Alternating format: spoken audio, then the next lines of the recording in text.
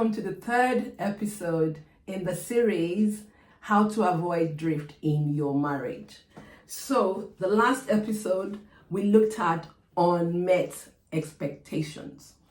In this one, we're going to be looking at financial stressors as a form of a drift in marriage, or as a cause of a drift in marriage. Financial stress can place a significant strain on marriage, impacting your communication, your trust, and overall well-being of your relationship. When couples face financial challenges such as maybe debts that they might have even acquired before marriage, gap in the employment, unexpected expenses, all of this can lead to a feeling of anxiety, frustration, powerlessness. Difference in financial values, spending habits, priorities can also lead to marital drift if couples don't make an effort to constructively and intentionally manage this. And where there is financial hardship, if the communication is not great, this can lead to a drift in your marriage. Let me give you some examples of financial stressors that can lead to drift in marriages. As I said before, debt.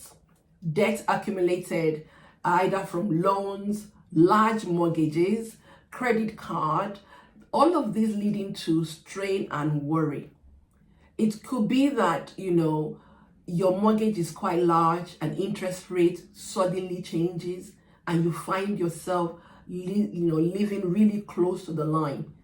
This is where your communication as a couple will be critical, right? Because if you don't manage that properly, that can lead to a strain. And especially where there is maybe gap in employment, one person is in between contracts, all of those can lead to a strain in your marriage. Secondly, I mentioned before unemployment. It could be unemployment or underemployment, where you have a low income or a loss of income, insignificant earning to meet your financial obligations.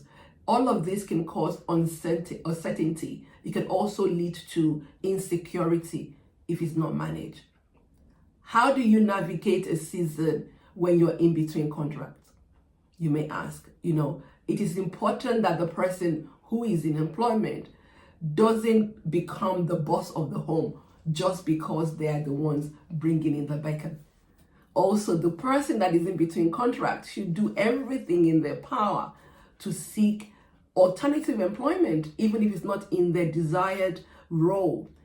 You have a family, you have a financial commitment, so being able to bring income in is important. Disagreeing on spending is also another reason why stresses in terms of finances come in. Conflicting views on budgeting, savings, discretion on spending, all of this can lead to, friction, resentment. I would suggest that you take out time to discuss your money personality. If you haven't already done so, who is a saver? Who is a spender? Who should be managing your finances as a couple? Yes, you might not have joint accounts. I'm not saying you have to, but you have to manage your finances as a couple if you're going to avoid financial stressors. Financial emergencies, for instance, all of this can also lead to a drift if it's not managed. Unexpected expenses such as, suddenly have to pay medical bills, car repairs, home maintenance, even financial support for members of your extended families. If you haven't already budgeted for that, that could bring about an imbalance in your financial accounting. And if it's not managed, it can lead to stressors. Now, let me give you some tips on how you can manage financial stressors in a proactive and constructive manner. I'm sure you won't be surprised that I will start with open communication. Discuss financial concerns openly, collaboratively with your spouse, Emphasize on teamwork, share your responsibility.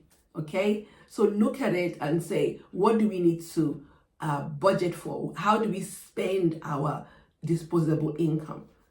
I'll give you a tip. Check Proverbs 15:22. It gives you a tip on how you can be a good steward of the money that God has given to you. I've been mentioning budget. That's the second thing. Create a budget. Develop a realistic budget together, right? Discuss that. Talk about what your savings level would be, what your spending level would be. Make sure that you're responsible in how you dispose of the money that comes into your household. Thirdly, prioritize financial goals. Identify and prioritize financial goals as a couple. This could be that, you want to start to pay your mortgage off quicker. It could be that you're looking at how do you save for emergencies? How do you start to plan for your retirement? That's a financial priority. It's a financial goal. You don't have to be in your 60s to begin to plan for your retirement. The earlier you start, the better. Okay? Because this will then help you to be clear on what you have as disposable income. A scripture for that is in Proverbs 21 verse 5. I will also say to you, seek professional guidance. Financial advisors, yes, they might cost you money in terms of their fee, but they can give you some tips on how you can maximize your finances so that you have more in than you're spending. It's important to do that. And Proverbs 11:14 gives you a scripture to really emphasize on that. The last thing I will talk about is practice gratitude. Cultivate a mindset of gratitude where you're focusing on your blessings rather than dwelling on your financial challenges. Yes, there might be ups and downs, but the Bible is very clear to say that, when the world says that there's a casting down, you are saying there's a lifting up. So make sure that in all of this, you prioritize yourselves, you prioritize your marriage, and you work together as one. Okay? Let me give you a last scripture before we round up. And it's in Galatians 6 verse 2. It says, carry each other's burden. In this way, you will fulfill the law of Christ. I hope you have been able to pick up some tips from this episode, and I will see you in the 4th episode in a couple of weeks. Take care of yourself. Thank you for listening. Bye-bye.